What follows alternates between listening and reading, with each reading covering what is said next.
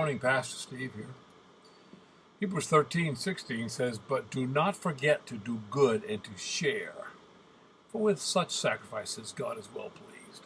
I am very blessed. I pastor a church of people who share very generously.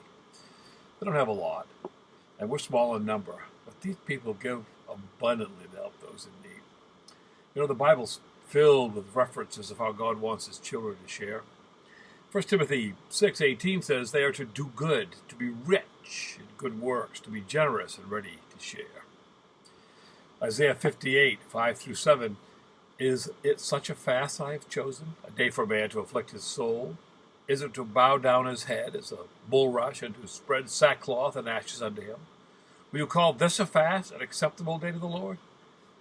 Is not this the fast that I have chosen? To loose the bands of wickedness, to undo the heavy burdens, and to let the oppressed go free, that you break every yoke.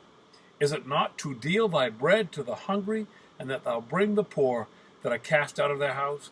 When thou seest the naked, that thou cover them, that thou hidest not thyself from thine own flesh."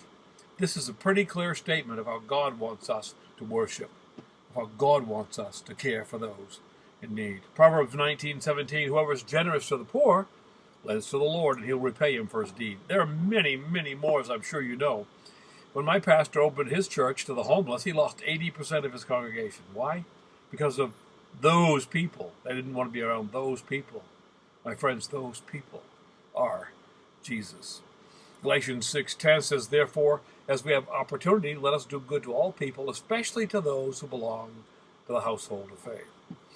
And as I was teaching in my own church a few weeks ago from Deuteronomy 15:7, there's a command to be generous to the poor. He said, "If there's anyone among you that's a poor man of your brothers within any of your gates in your land, which the Lord your God has given you, don't harden your heart. Don't shut your hand from your poor brother. Open your hand wide to him.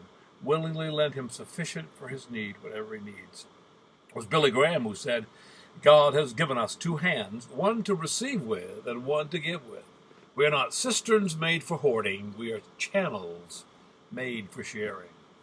You ponder that, Pastor Steve.